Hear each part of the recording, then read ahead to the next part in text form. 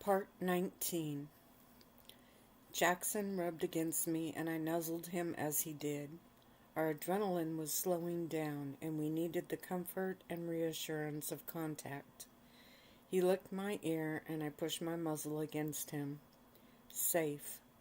Home was safe again. The doctor came over and knelt in front of me. He put something in his ears, and then put the other end between my front legs. He listened and then nodded and stood. Her heart rate is settling. She went through the adrenaline rush and it didn't trigger a shift, he stated to the other doctor, and they both went to the laptop on the counter. Glad I was providing them so much entertainment, I thought gruffly.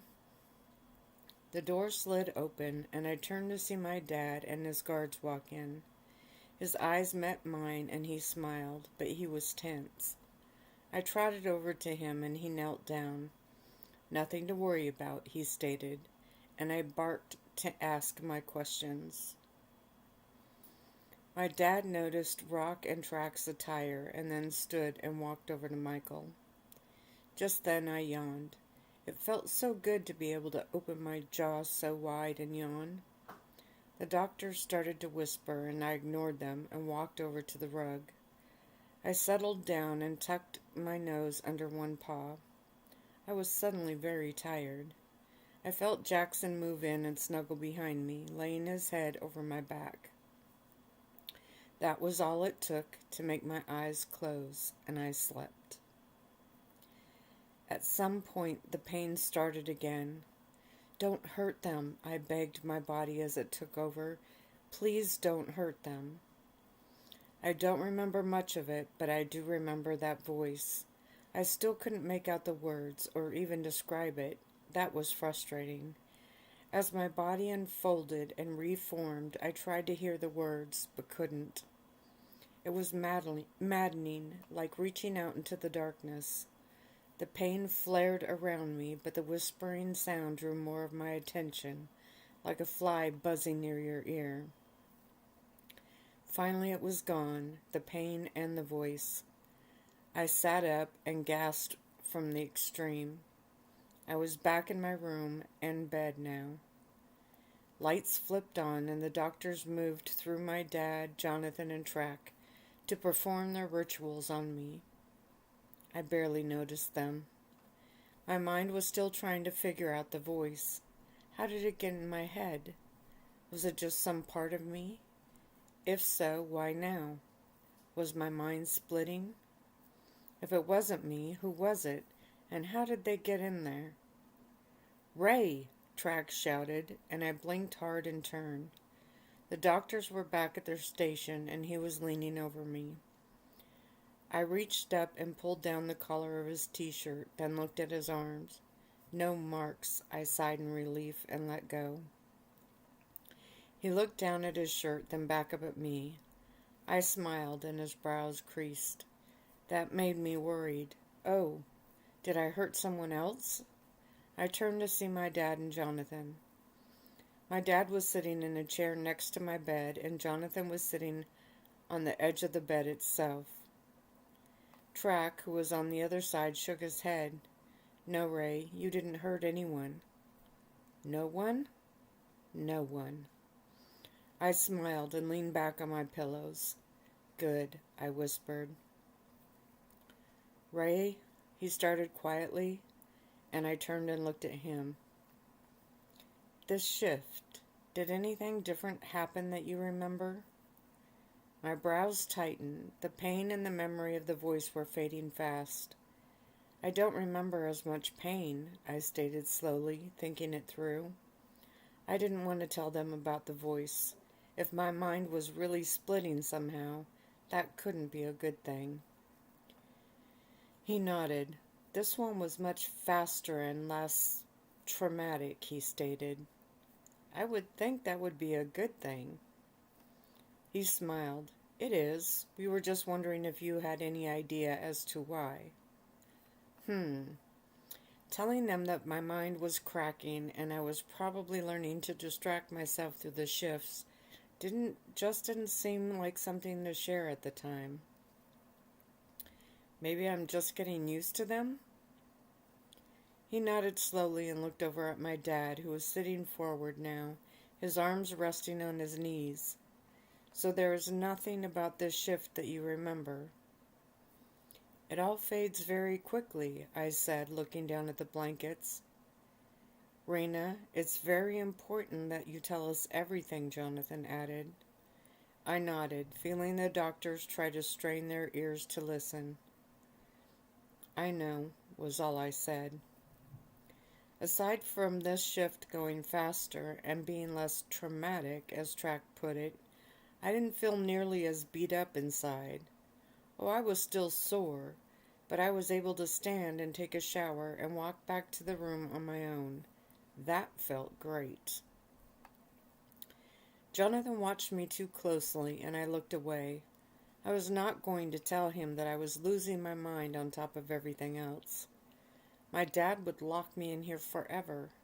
This room would become my world, my tomb, and I was finally getting a little freedom. I wasn't about to give it up. After another once-over by the sadistic doctors, I sat on the edge of my bed. I'd like to take a walk. The room went silent. That was something I hadn't done, on two legs, since this whole nightmare began. Taking a walk, that is. I seemed to have the whole making the entire room go deathly quiet thing down to an art now. Reina, I am glad you're making such great progress, my dad said, his voice careful, but you can't push it. I did push it. Well, I pushed myself up and stood next to my bed. Yeah, that's me, the rebel. I looked down and smiled. My legs weren't shaking, and they didn't feel like they were going to give out. I shrugged at my dad, who was able to do that thing with one brow like Jonathan. I always wished I could do that, raise just one. I walked to the end of the room and turned. Okay, so that made me a little dizzy. I stopped and lifted my chin a bit. Actually, I was letting my head settle, but they didn't need to know that. And then I walked back. See, I proclaimed as I stood next to my dad's chair. Track crawled over the bed and stood next to me. His eyes said he was still busy thinking. Hey, the intruders had destroyed my chances of getting to run on the grounds. I had to fight for what options I could. That reminded me. What did you find out about those intruders? I asked.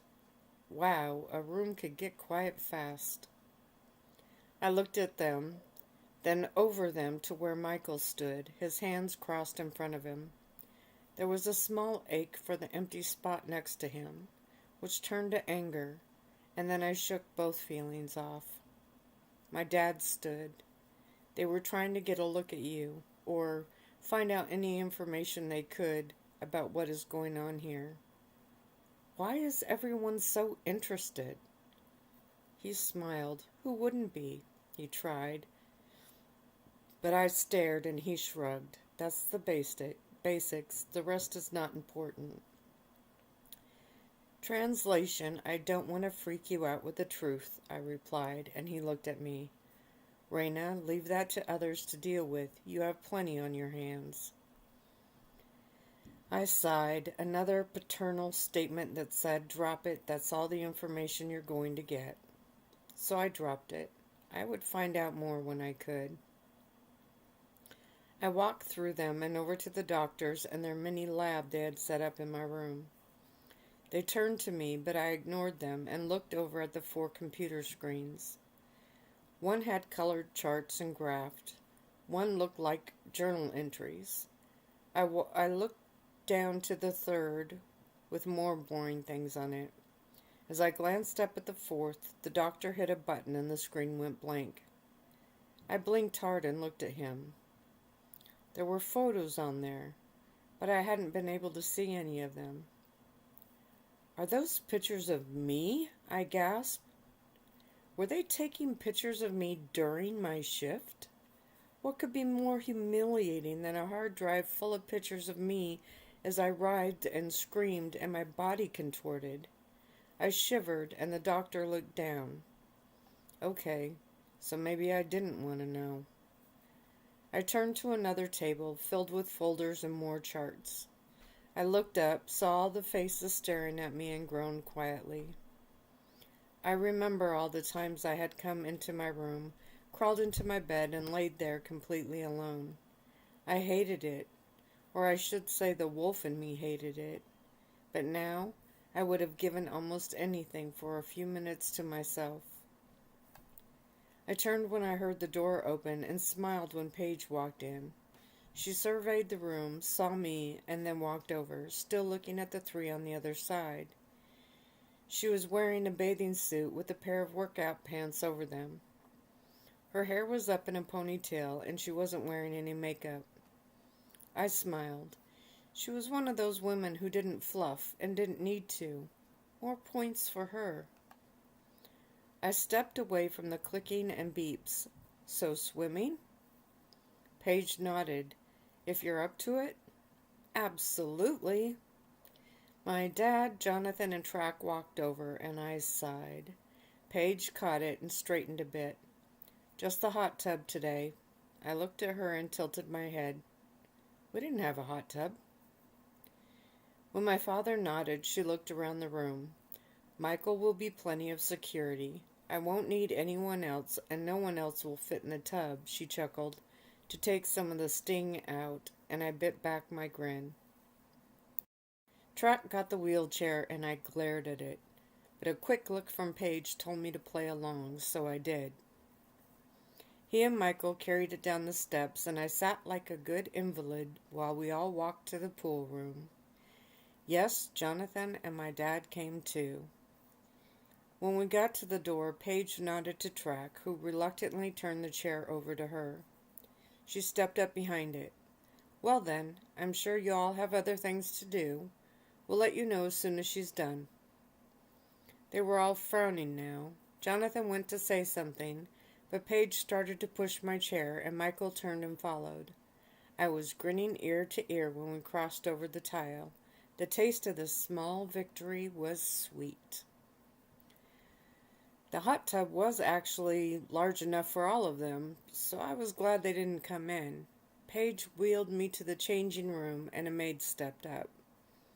Paige held up her hand, and the maid looked at me. I think I can manage, I stated. The maid looked worried, but didn't follow me in. I shut the door, sat down on the bench, and sighed. Alone at last. I leaned back against the wall and drew in a slow breath. Seems working lungs were something I kept more often than not now. I looked at myself in the full-length mirror across from me and got lost in thought. Whispering outside finally brought me back. The maid was worried, and Paige was telling her to give me some time. I finally stood and changed into the bathing suit on the hook. When I stepped out, the maid looked more than relieved. Sorry, spaced out a bit, I said to her. Paige called to me, and I turned. She was standing next to the hot tub, and Michael was with her. I grinned. They did make a nice-looking pair. Michael stiffened a bit, and I rolled my eyes. When I reached the side, Paige pointed out the steps. I climbed up and in. Ooh, this was nice. The water was so warm. It was up just past my waist in the middle. You can stand if you want. I'm going to turn on the jets. That will push the air and swirl the water around, she explained, when she moved to a small panel of knobs. There was a loud burst, and the water did just that. I laughed and watched it shoot out from the sides. The surface churned, and I felt it move around me. It really felt good on my sore muscles. I put my arms out a bit to keep my balance, turning slowly with my eyes closed as I felt it massage me. The jets were loud, but I could hear Paige and Michael talking. I didn't open my eyes, though. Their tone was relaxed. I finally did open them, only to take a few steps and sit on a built-in seat. There was a jet next to me, and I put my hand by it. It was forced away by the strong stream of water, and I chuckled and pushed back. I was finally able to get my hand all the way to the jet, and I marveled at the pressure it was putting out. Then I sat back, leaned my head against the edge, and closed my eyes again. The jets blocked out the sounds if I let it, and I didn't try to hear anything else. I let it consume me, and I drifted, relaxed and alone in my little world. Sometime later, the jets slowed, and I blinked my eyes open. Did I fall asleep? Paige was smiling from the other side. Like that? I loved it, I grinned. Good. It's good for your body, but also good for other things, she winked. Yeah, her scorecard was getting pretty full, in a good way. I turned and saw Michael also smiling at me. Then Paige nodded. Okay, now that you're completely relaxed, I want you to just lift your legs straight out. I put my hands on the seat and lifted my legs. A little harder to do in the water, but nothing at all for someone with vampire and werewolf strength. The resistance was interesting, though. She had me lower and then lift my legs several times. Then she had me twist a bit and bend side to side. Finally, she had me stand up and do other things in the center, and then more with me holding onto the side of the tub. All the exercises were slow, relaxed, and felt good to actually move my body. I was sure there was more to all this, but I liked her style. She didn't patronize me and clap to tell me what a good little girl I was, but she did offer encouragement and gave honest compliments from time to time. Suddenly Michael stood and was at the side of the tub quickly. We all turned, and I groaned as Jonathan walked into the room and started towards us. I plopped down on the seat and kicked my feet as he approached. He was smiling, and I had to admit he was more than cute. His gray eyes sparkled when he was close enough for me to see them, and Paige turned her head to look at me and gave me another wink. I grinned back. Come to check on me? I called out, and he nodded. Of course, then chuckled. He looked at the hot tub and then glanced at the knobs. When he looked up at me, he shook his head. I have never seen one of these up close. How was it? It was great, I chirped, and his brows rose. Really? He said and put his hand in to feel the water. Like I said, vampires can feel temperature, just doesn't affect us. He pulled his hand out and then leaned his forearms on the edge. He was wearing a dark blue short-sleeved shirt, and of course, he looked incredible in that color too. Tired? No, relaxed and feeling great, but not tired. Good, he said, standing up. How about a movie? A movie? I asked, tilting my head. He nodded. In the theater, your choice. It will keep you out of that bedroom for a while longer, he added when I didn't respond quickly enough. Could we watch it in my sitting room? Done, he smiled, and I did as well. I hadn't been in there since this all started, and I missed it. I moved to the side and hopped out. When I landed, he nodded. Very nice. Paige stepped up very close to me so that our arms touched. I didn't expect my legs to be so wobbly after the hot tub, but they felt like rubber at the moment. I leaned just the slightest bit on her, and she looked at Jonathan. Well then, a movie sounds great. I'll get her dried up and changed, and Michael and I will deliver her promptly. Jonathan stiffened a bit. He definitely did not like being shooed out of anywhere, no matter how nicely it was done. I can't really watch a movie like this, I chuckled, glancing down at myself. Oh, please go, I thought, before my legs give out. His smile returned and he stepped up to me. Any special requests? Surprise me, I grinned, gritting my teeth at the same time. I was hoping you would say that, he chuckled, and I eyed him. Michael moved to one side and Paige turned to me. I need you to sit so I can check out your legs, she said, and Michael produced a plastic chair. I lowered myself into it quickly, and she knelt in front of me. We should have her up there in, 20 minutes, she said, looking at me and then at Jonathan. I nodded, and Jonathan did as well. Paige turned back to my legs and started to inspect my ankles. He finally turned and walked off. When he was well out of the room, Paige looked up.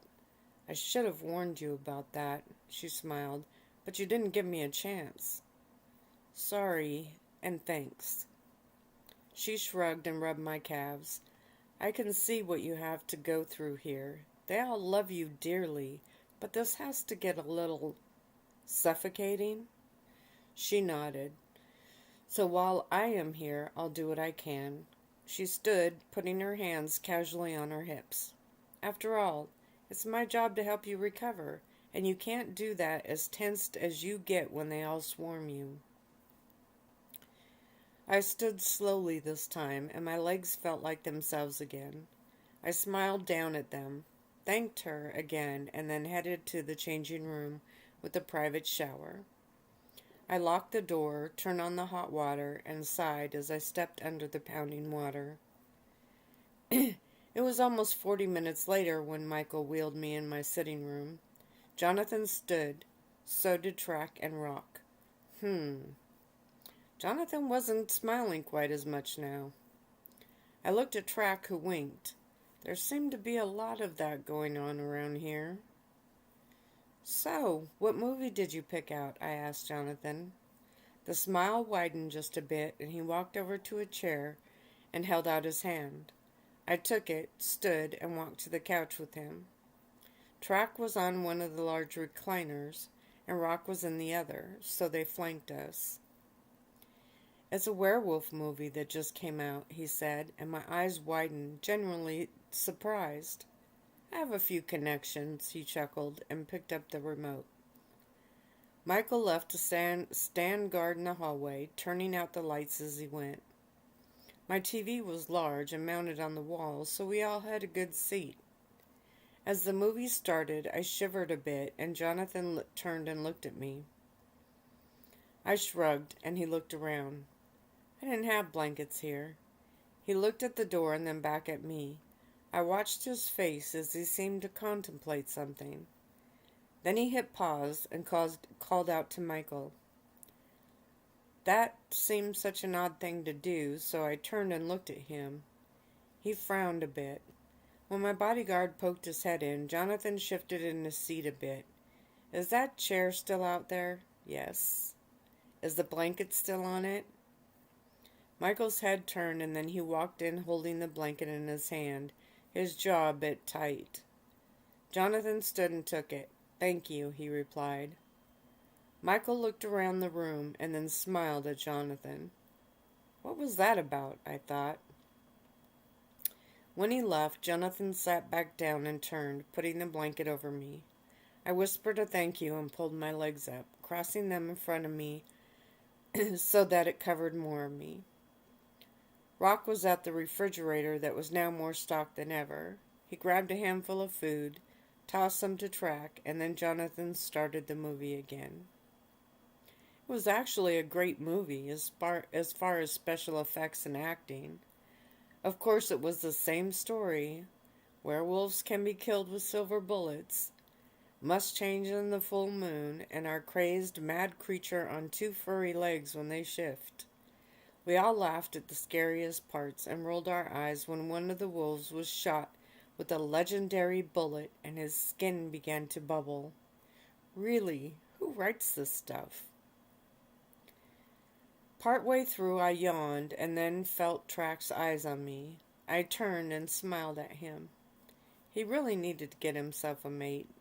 He was gorgeous in his own right, and my eyes inspected him in the dark, with just the light of the movie dancing shadows and colors over him.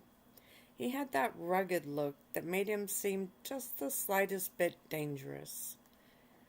I knew that he killed animals on their hunts, but there was a power behind his soft brown eyes.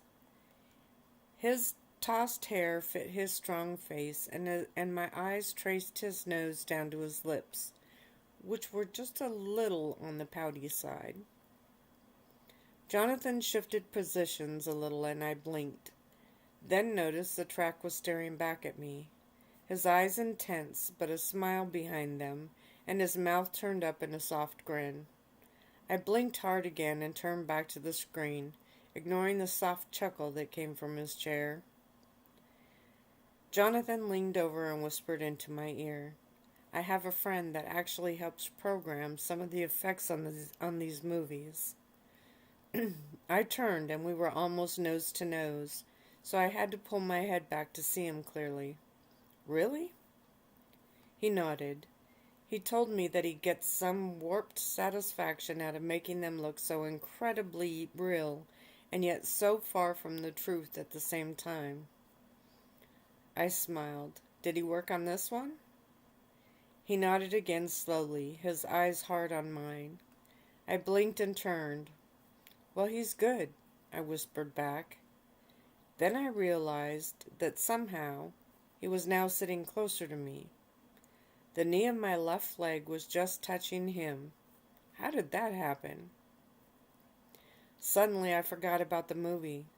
My eyes stared at the screen, but I didn't see or hear it.